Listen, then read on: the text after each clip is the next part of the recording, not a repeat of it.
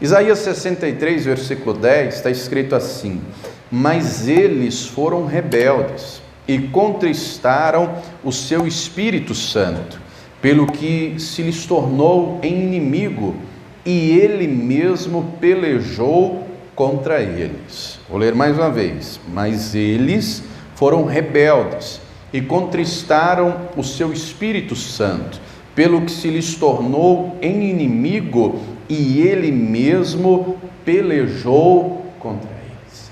Dura coisa é cair nas mãos do Senhor. Na mão do inimigo dá para correr para Deus.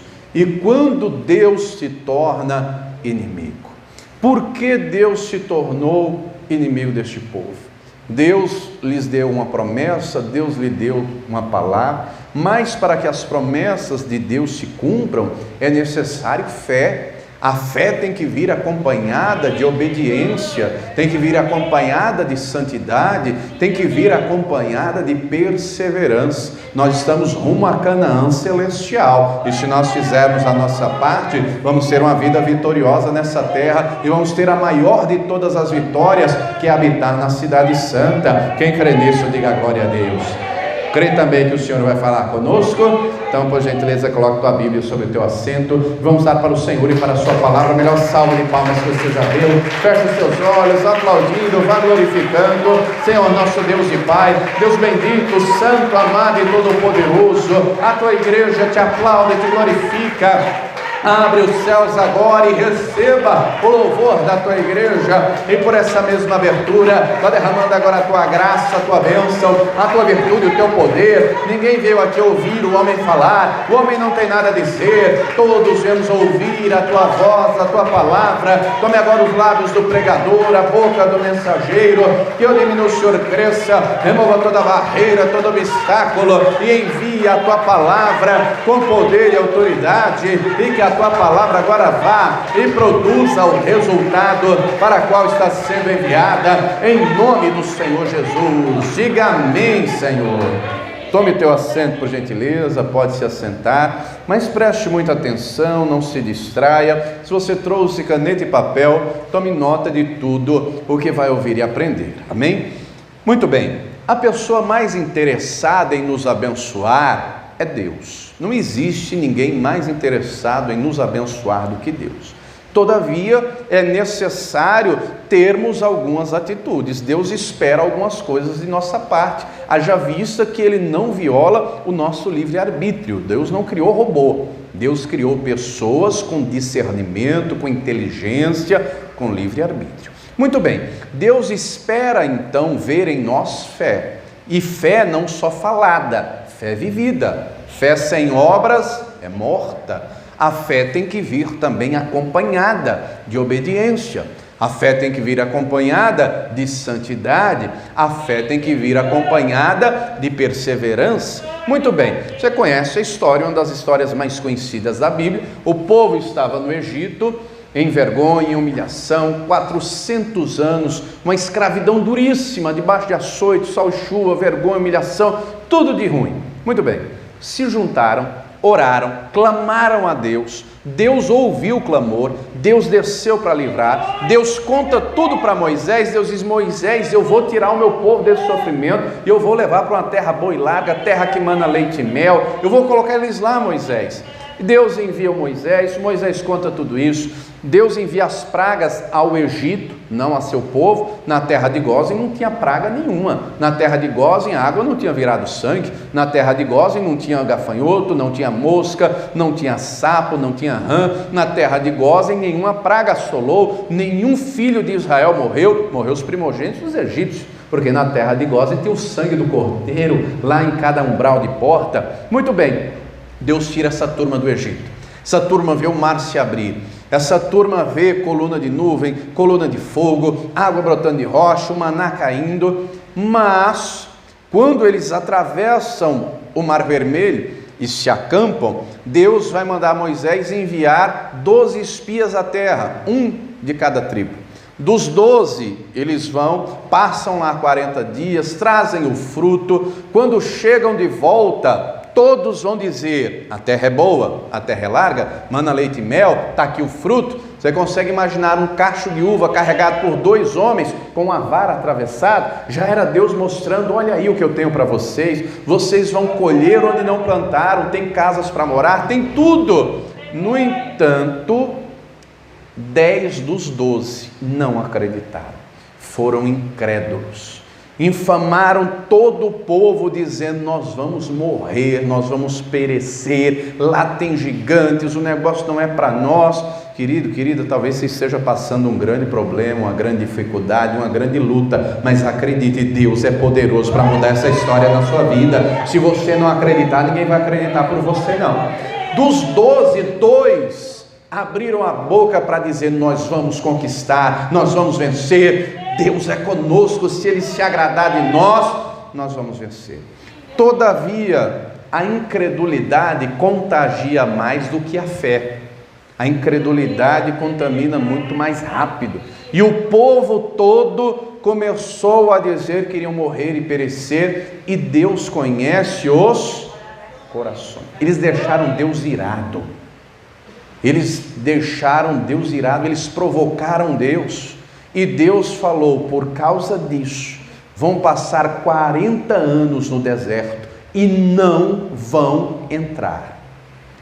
Deus viu a dureza do coração deles, mesmo Deus estando com eles. Deus estava lá. Quando Moisés, leia depois Êxodo 33, Moisés diz ao Senhor: se a tua presença não for conosco, não nos faça subir daqui. O próprio Deus estava com eles, mas a dureza do coração deles entristeceu ao Senhor. Não só entristeceu, foi além. A dureza do coração deles, a incredulidade, a rebeldia, fez com que eles não alcançassem a promessa, eles não alcançassem a vitória, eles não chegassem na terra prometida. Da turma que saiu do Egito, 600 mil homens, só 2 entraram na terra prometida. Você lembra quem foram esses 2?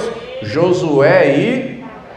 Diga para a pessoa que está até lá: você tem que ser o Josué da nossa geração, você tem que ser o Caleb da nossa geração, você tem que ser aquele guerreiro, aquela guerreira valente que sabe, vão vir batalhas, mas o Todo-Poderoso está comigo, é Ele que me capacita, é Ele que me fortalece, e eu creio, e eu vou vencer, e eu vou chegar na terra prometida. Deus tem vitória para você nessa terra, e tem a maior de todas, que é a Canaã celestial, é a Nova Jerusalém. Mas essa turma entristeceu o Espírito Santo, e além de entristecer, fez com que Deus virasse seu inimigo, e a Escritura diz que Deus os destruiu. Isso é pesado, mas vamos ler na carta de Judas.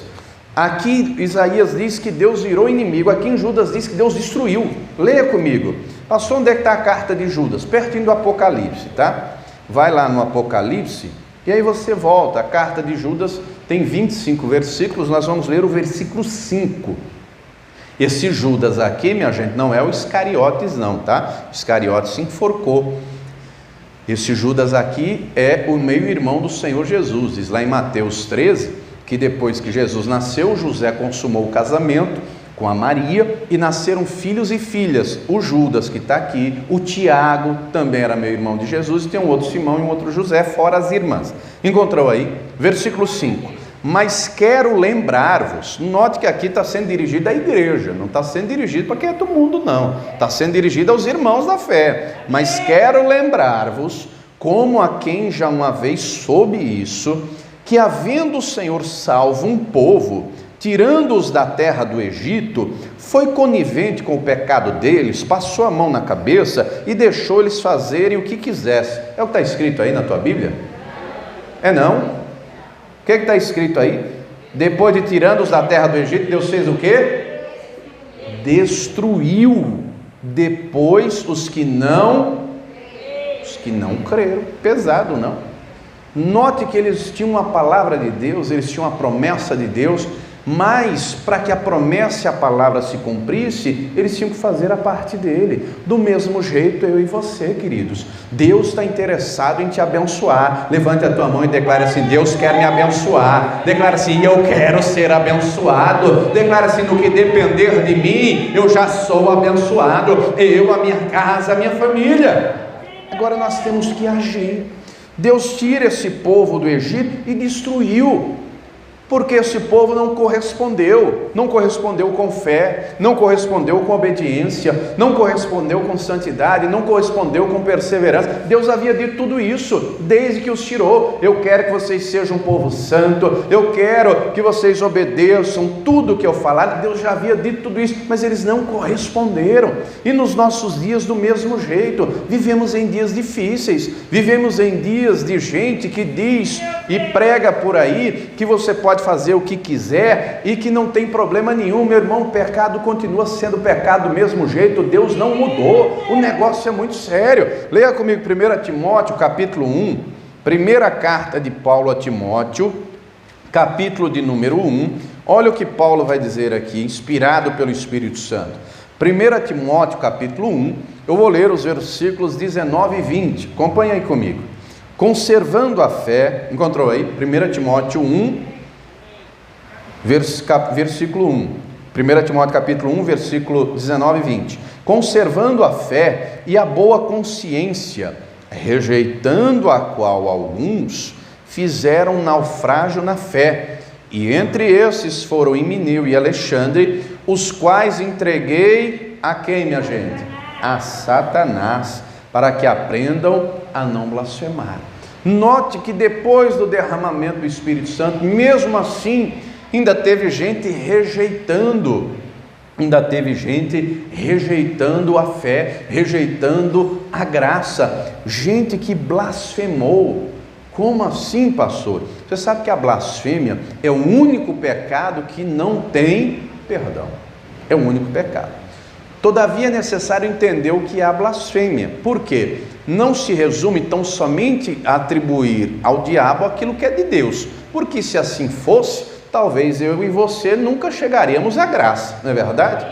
Talvez até o próprio Paulo, ele mesmo diz aqui que foi blasfemo. Leia comigo aqui, versículo 12, leia aí versículos atrás. E dou graças ao que me tem confortado, a Cristo Jesus, Senhor nosso, porque me teve por fiel, pondo-me no ministério. A mim que dantes fui blasfemo e perseguidor e opressor, mas alcancei misericórdia, porque o fiz ignorantemente na incredulidade. Uma coisa é a pessoa que não conhece a Deus, não conhece a palavra de Deus. Na cabeça do Paulo, tudo que ele fazia antes estava certo, perseguia, matava, prendia, torturava as pessoas, na cabeça dele estava certo, mas um dia a luz de Jesus brilhou sobre a vida dele, as trevas do seu entendimento foram tiradas, ele se arrependeu, ele pediu perdão, ele foi viver em novidade de vida, ele deixou a velha vida, ele foi cheio do Espírito Santo, ele se tornou um pregador do Evangelho. Mas aqui nós estamos falando de gente que já conheceu a palavra, que já conheceu a graça. Quando Jesus disse da blasfêmia do Espírito Santo, ele estava falando a fariseus. A gente conhecia a palavra, a gente conhecia tudo, gente que sabia que Jesus era o Messias, mas esperava um Messias político e blasfemou, e Jesus deixou claro que a blasfêmia contra o Espírito Santo não seria perdoada.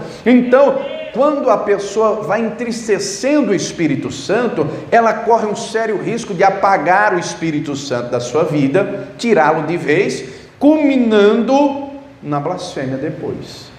E note algo, existe um limite que não tem mais volta. Enquanto a pessoa peca e se arrepende, porque pecadores todos nós somos, não é? Pecadores todos nós somos. No entanto, é necessário compreender a obra do Espírito Santo na nossa vida. Jesus deixou claro que o Espírito Santo, em primeiro lugar, é Deus. João 4:24. Deus é Espírito. O Espírito Santo é Deus. O Espírito Santo é uma pessoa, não é? Então, Jesus diz também que o Espírito Santo é o Espírito da verdade e iria guiar em toda a verdade. Jesus diz que ele iria ensinar todas as coisas. Mas tem gente que resiste à atuação do Espírito Santo, não quer ouvir, não quer obedecer. Foi o que aquele povo fez, ouviu a voz do Espírito Santo e endureceu o coração, e ultrapassou um limite que não teve mais volta. Se tivesse volta, Deus teria perdoado, mas porque não teve mais volta, Deus o destruiu. E o diabo trabalha para isso, minha gente, porque ele não tem mais perdão. Jesus deixou claro em Mateus 25, 41, que o inferno foi criado para Satanás e seus anjos, foi criado para eles, não é? E depois eles vão para o lago de fogo. Na 2 de Pedro, capítulo 2, o texto deixa claro que não há perdão para Satanás e seus demônios. Ultrapassaram uma linha que não tem volta, não tem volta. E o diabo sabe disso, que ele não tem perdão, e ele trabalha para que as pessoas entrem pelo mesmo caminho que ele, só que a escolha é sua, a decisão é sua, se vai crer ou não, se vai obedecer ou não, se vai perseverar ou não, se vai se santificar ou não. Na vida nós temos 3 grandes inimigos: o mundo, um sistema voltado para o eu, para o ego, longe de Deus, afastado de Deus. Mas para vencer o mundo nós temos que ter fé, não é? 1 de João 5, que essa é a vitória que vence o mundo, a nossa fé. Para vencer o segundo inimigo, que é Satanás, Satanás tem algum poder, mas Deus tem todo o poder, e Ele nos delega poder, Ele nos delega autoridade. Ele disse: eis que vos dou poder e autoridade para pisar serpentes e escorpiões e toda a força do inimigo, e nada te fará dano algum. Mas o terceiro inimigo, e esse é o mais difícil de vencer, sabe quem é ele? É aquela que você olha no espelho todo dia. Esse é o mais difícil, porque depende de você mesmo. É necessário compreender, eu tenho que deixar o Espírito Santo agir, porque essa turma tinha uma palavra de Deus, tinha milagres da parte do Senhor, eles viam tudo isso, mas não alcançaram a promessa. Nesse tempo aqui também não é? No tempo aqui de Timóteo, esse Mineu e Alexandre também não é? Paulo diz: os entreguei a Satanás. Ultrapassaram um limite, isso é perigoso. Você lembra lá de Caim? Ultrapassou um limite que não tinha volta. Lembra do rei Saul? Ultrapassou um limite que não teve volta. E olha que ele foi o primeiro rei, foi cheio do Espírito Santo. Depois leia o primeiro livro de Samuel. Quando Saul é ungido rei, ele vai lá na turma de Samuel, onde eram os profetas, e a turma lá era unção até o tutano do osso, era cheio da glória de Deus, da unção do Espírito Santo. Saul vai lá, ele profetiza também, ele é cheio do Espírito Santo, mas em determinado momento ele começa a desobedecer. Em determinado momento ele acha que pode fazer o que quer, e dali a pouco ele vai entristecendo o Espírito Santo, até que o Espírito Santo sai dele. Qual foi o final dele? Tirou a própria vida. Que final trágico! E tem muita gente hoje, infelizmente, que não entendeu a seriedade do Evangelho. Ser crente dentro da igreja é fácil, minha gente. Ser crente aqui é muito fácil, o difícil é no dia a dia. O difícil é dentro de casa, é na escola, é no trabalho, é lidar com as dificuldades, mas o Espírito Santo está com você dia a dia, ele te fortalece dia após dia, ele renova a tua força, o teu vigor, ele te fortalece. Agora é necessário compreender, o Espírito Santo é uma pessoa, e com pessoa a gente se relaciona, mas como é a maneira que a gente se relaciona? Por exemplo, eu sou casado, vou para 14 anos de casado, e hoje eu já tenho um nível de intimidade com a minha esposa, que eu já sei o que ela quer, mesmo sem ela falar nada. Eu olho para a fisionomia dela, dependendo do rosto dela, eu sei que ela está com fome. É ou não é? Ela dando risada ali. Eu olho para o rosto dela, dependendo da fisionomia, eu já digo logo: o que você vai pedir? Pode falar, que eu sei que ela vai me pedir alguma coisa. Dependendo da fisionomia dela, eu já digo logo: eu também lhe amo. Sei que você vai dizer que me ama, mas eu também lhe amo. Então, por que isso? Não é? Quem é casado aqui já tem essa intimidade, já sabe. Por quê? É a convivência, o relacionamento, você vai conhecendo um ao outro. O Espírito Santo é uma pessoa, e nós temos que ter intimidade com Ele, comunhão com Ele, porque Ele está em você, Ele habita em você, o seu corpo é templo do Espírito Santo, e esse relacionamento tem que ser íntimo, tem que ser sério, tem que ser sincero, tem que ser verdadeiro. Pecadores nós somos, mas é necessário compreender que a regra é santidade, pecado é exceção. Lá na carta à igreja de Tiatira, vá comigo lá rapidamente, Apocalipse 2. Jesus mandou dizer o seguinte a essa igreja de Tiatira. Apocalipse 2, eu vou ler a partir do versículo 20 ao 23. Acompanhe aí a leitura. Mas tenho contra ti o tolerares que Jezabel, mulher que se diz profetiza, ensine e engane a meus servos, para que se prostituam e comam dos sacrifícios da idolatria. Olha o 21, é Jesus falando. E dei-lhe tempo para que se arrependesse da sua prostituição, e não se arrependeu.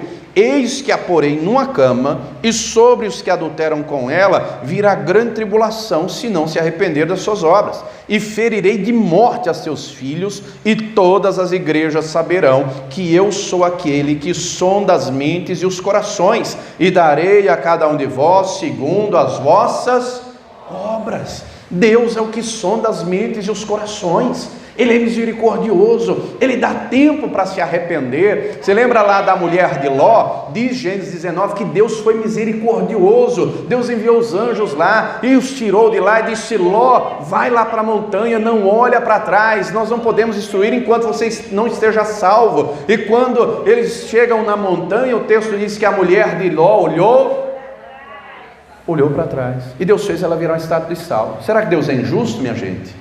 Não existe ninguém mais justo que Deus, não existe ninguém, porque o coração dela estava lá, por isso que ela virou uma estátua de sal. Onde é que está o teu coração? Nós vivemos em dias que tem gente que vem à igreja, ouve o culto, dá glória a Deus, mas sai da porta para fora, é falando o que não deve, é fazendo o que não deve, é vendo o que não deve. Nós vivemos em dias que só tem muita gente, infelizmente, não todos, mas muitos, infelizmente, são só frequentadores de igreja. Vai para o inferno, irmão. Abra o teu olho quanto é tempo. Ô pastor, misericórdia, é a realidade do evangelho. Não é isso que Deus quer. Ele tem terra prometida para você, Ele tem vida vitoriosa para você, mas se você não mudar, você vai a passos largos, ladeira abaixo. A vida é sua, a escolha é sua. Estamos no começo do ano, Deus tem uma vida nova para você, um ano novo para você, um ano abençoado, um ano de vitória, mas depende de você. No que depender de Deus, Ele está determinado a te abençoar. O Espírito Santo habita com você, mas é necessário mudar o entendimento, o comportamento, as atitudes. Judas tinha o melhor professor, o melhor pastor, o melhor mestre. Ele tinha Jesus Cristo. Ele ouviu tudo que Jesus falou, ele viu os milagres, mas se perdeu, mas deixou Satanás entrar no coração, e esse é um risco que todos nós corremos. O negócio é sério. Quando nós olhamos para a parábola das 10 virgens, Jesus fala de metade, 10 prudentes e as outras 10 loucas. Quando nós lemos a parábola do semeador, reduz a 25%. Ele fala de 4 terrenos, só um produziu. Leia comigo Lucas 8, o que ele vai dizer no final da parábola do semeador. Lucas 8, versículo 15, a explicação, só a última parte. Lucas 8, 15, só um terreno, 25%. E aqui caiu em boa terra. Esses são os que, ouvindo a palavra, a conservam num coração honesto e bom, e dão fruto com perseverança. Grife aí fruto. Diga para a pessoa que está ao teu lado: você tem que dar fruto, você tem que ser uma árvore frutífera, você tem que dar muito fruto, porque o mestre diz que se conhece a árvore pelo fruto, e ele quer ver fruto em você. Você não pode ser uma figueira seca. A figueira seca é cortada, a figueira seca não serve para nada. Você tem que ser uma árvore frutífera, você tem que dar frutos para o Senhor, tem que dar frutos. E o primeiro fruto que Deus espera ver em nós, vamos lá em Gálatas 5, 22. Gálatas 5, aqui em Gálatas, Paulo traz uma lista de obras da carne e do fruto do Espírito. Ele deixa claro que o Espírito luta contra a carne contra o Espírito, e a escolha é nossa, quem é que nós vamos alimentar? Quando o texto diz, Gálatas 5, 22, mas o fruto do Espírito é, se você tiver uma caneta, anote aí do lado, porque depois o fruto do Espírito é, 2 pontos, vem 9 características. Você sabe que na língua portuguesa, se está no plural, o início da frase deveria também estar: os frutos do Espírito são, mas não está. Sabe por que não está? Porque na entrelinha, anote aí, o fruto do Espírito é o caráter de Jesus revelado no cristão através de 9 características. Então, se eu compreendo que eu tenho que deixar o Espírito Santo trabalhar na minha vida e me lapidar, eu compreendo que Ele vai operar e vai fazer de mim uma pessoa amorosa. Nem todo mundo é amoroso, não. Tem gente que é rancoroso, tem gente que não tem coração, não, tem uma pedra. Estava conversando com o irmão agora à tarde, e ele falando de uma situação particular, e eu contei para ele um caso de um conhecido meu, que morreu, ele morando aqui em Barueri, morreu o pai dele lá em Minas Gerais, no interior de Minas. E aí a mãe avisou que o pai tinha infartado, morrido. Ele pegou a esposa, os filhos, foi para lá, e quando lá chegou era ele e uma irmã, e a irmã casada, e o cunhado moravam lá com o pai dele, com a mãe dele. Quando ele chega, não tinha nem enterrado o pai, o cunhado já diz logo: ninguém toque nada antes da gente dividir. Não tinha nem enterrado ainda. E ele contando para mim, dizendo: Jean, eu só não quebrei a cara dele por respeito à minha mãe e ao meu falecido pai. Mas o miserável teve a cara de pau de dizer: ninguém toque nada. Meu pai não tinha nem sido enterrado. Ele não está nem pensando no sogro dele, ele está pensando nos bens. Ele está pensando no inventário. Que miserável. Igual ele, estava o irmão comentando um caso aí, semelhante, idêntico. Tem gente que parece que não tem coração não, tem uma pedra. Tem gente que parece que, meu Deus do céu, é terrível, preocupante, não é? Quando eu deixo o Espírito Santo trabalhar em mim, eu vou me tornar amoroso, e eu vou amar o outro como Jesus me ama. Esse é o mandamento dele. Quem está entendendo, diga glória a Deus. Quando eu deixo o Espírito Santo trabalhar em mim, eu vou ter alegria, independente da situação, mas a alegria que vem do Senhor, e a alegria do Senhor é a nossa força, e o Senhor tem alegria para você. Se alegre. Ele não quer ver você depressivo, Ele não quer ver você angustiado, Ele não quer ver você ansioso. Ele tem alegria ao teu coração, Ele quer que você seja alegre, Ele quer que você seja pacífico. Vivemos numa geração irada, briguenta, numa geração que qualquer coisa é a ferro e fogo. Deus quer que o povo dele seja pacífico, longânimo, benigno, bondoso, fiel, manso e que se domina. Tudo isso é obra do Espírito Santo na nossa vida, e à medida que o Espírito Santo opera na nossa vida, ele opera em nós e através de nós. Declare comigo: o Espírito Santo opera em mim e através de mim. Porque tem gente que pensa que a obra de Deus se resume a estar com um paletó e uma gravata. Não é só isso não é estar só aqui, não é com um uniforme intercedendo. Quando perguntaram a Jesus: o que faremos para fazer as obras de Deus? Ele respondeu dizendo, João 6,29, a obra de Deus é esta, que creiais no nome daquele que o Pai enviou. Quando a pessoa entrega a vida para Jesus e crê nele, ela está fazendo a obra de Deus, e essa obra não pode retroceder, não pode recuar. Colocou a mão na arado, disse: Senhor, o Senhor é o Senhor da minha vida, é daqui para Canaã celestial, porque se retroceder, perde a salvação, perde a vida eterna. Quem está entendendo, diga glória a Deus. Então nós não podemos entristecer o Espírito Santo, pelo contrário, nós temos que alegrar o Espírito Santo, nós temos que agradar ao Espírito Santo, e isso com atitudes. Pessoa se agrada com atitudes. Eu sei o que agrada a minha esposa: um chocolate, umas flores, tem umas coisas que agrada a ela. Também eu sei o que desagrada, viu? Ih, rapaz, quando sai as faíscas, às vezes a velha criatura quer voltar, quer dar aquela cutucada, eu sei o que desagrada.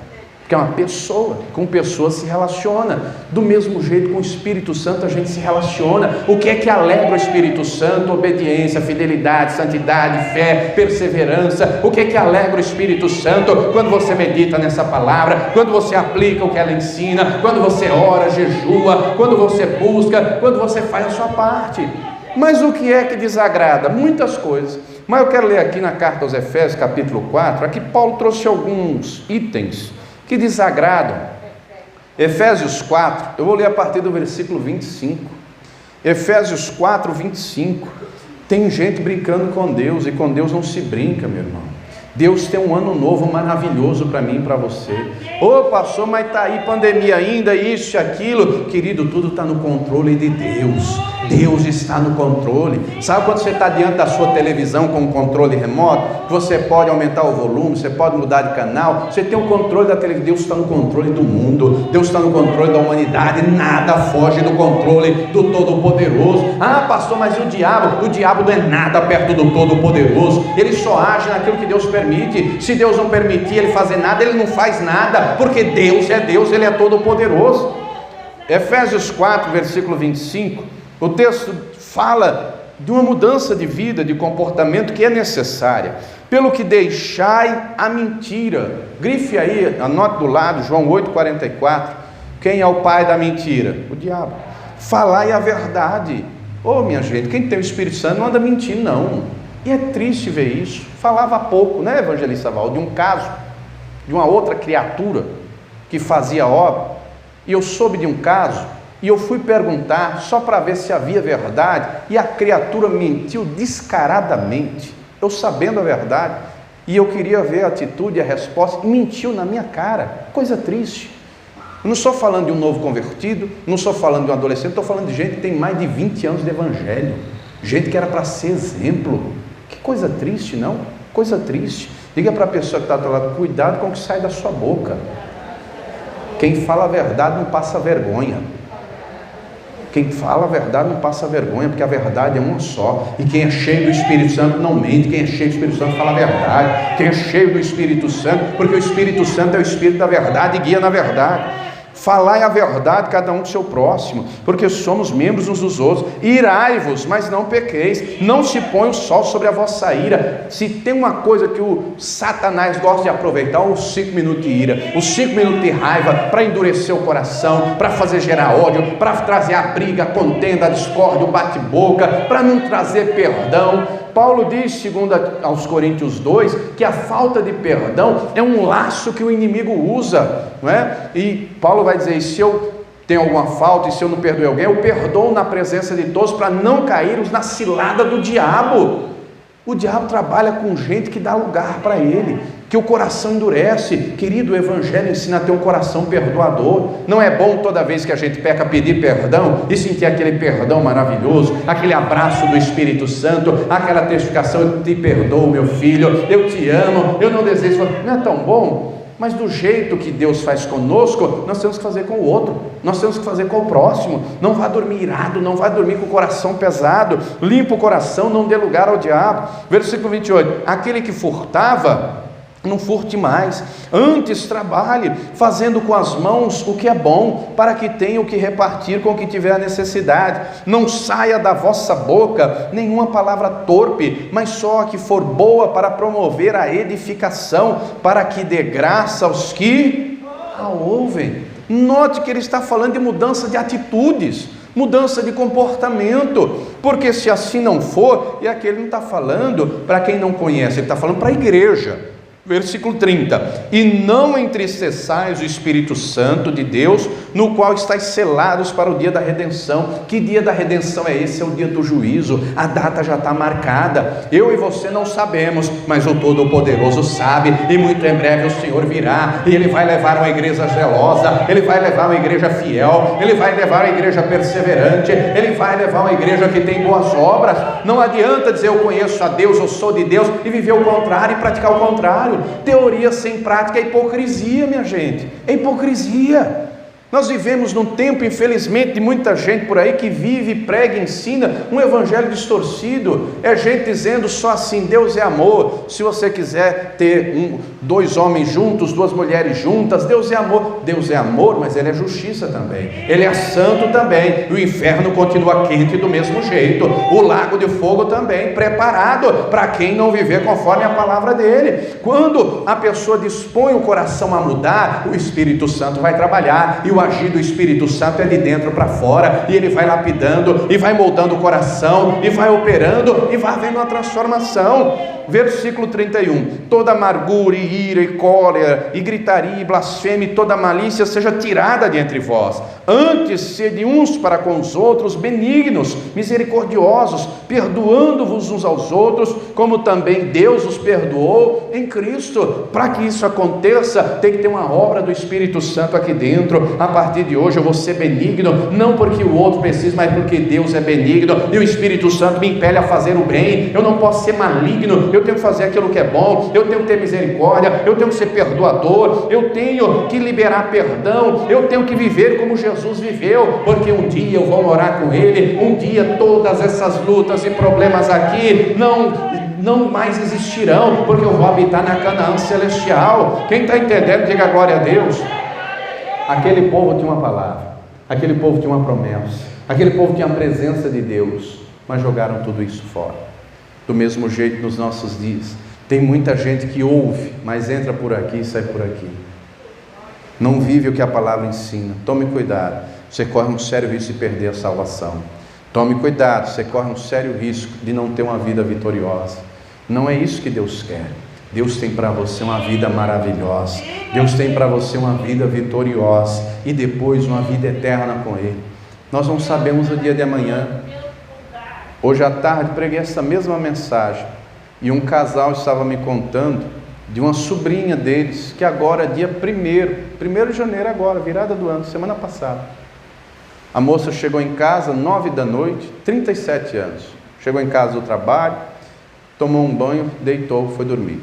O marido, motorista de aplicativo, chegou um pouco mais tarde, tomou banho, deitou, foi dormir. Pela manhã, o marido acorda, mexe com a esposa gelada, dormiu e não acordou, morreu. O marido entrou em desespero. Como morreu? Não tinha problema de saúde, não tinha doença, não tinha nada, simplesmente morreu, dormiu e não acordou, simplesmente morreu. Quanto tempo você acha que você vai viver? Você sabe o dia de amanhã? Você tem certeza da salvação? Ô pastor, como é que eu tenho? Tem porque tem e acabou. Tem porque o Espírito testifica.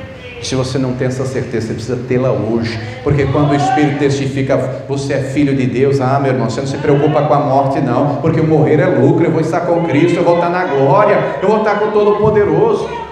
Mas quando não tem, o medo é grande, a preocupação é grande. Eu não posso morrer, não sei o que. Querido, Deus tem para você o que o olho não viu, o que o ouvido não ouviu, o que não subiu ao coração do homem. O que Deus tem para você é eterno, é maravilhoso. Tira o coração daqui, coloca o coração no céu, coloca o coração no trono do Todo-Poderoso.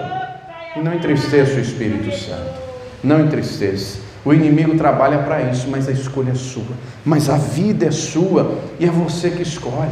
Aquele povo entristeceu o Senhor, e Deus se virou inimigo dele. Deus não quer ser teu inimigo, Deus quer ser teu amigo. Deus quer que você seja como Abraão, amigo dele. Deus quer que você seja como Josué, como Caleb. Deus quer que você seja como Paulo, que combateu o bom combate, acabou a carreira, guardou a fé, perseverou até o fim. Teve lutas, teve muitas, enfrentou açoitamento, enfrentou naufrágio, enfrentou tudo que é problema, mas não recuou, não desistiu, porque o Espírito Santo estava com ele. O Espírito Santo disse para ele: a minha graça te basta, porque o meu poder se aperfeiçoa na tua fraqueza. E o poder de Deus vai entrar em você, e vai te renovar, e vai te fortalecer, porque foi Ele que te chamou, foi Ele que te escolheu. Ele tem vitória para você nessa vida, e Ele tem uma vida eterna com Ele. Quem entendeu, diga glória a Deus. Se coloque de pé, nós vamos orar. Como é que está o seu relacionamento com o Espírito Santo? Tem gente aqui que está precisando renovar os votos com o Espírito Santo.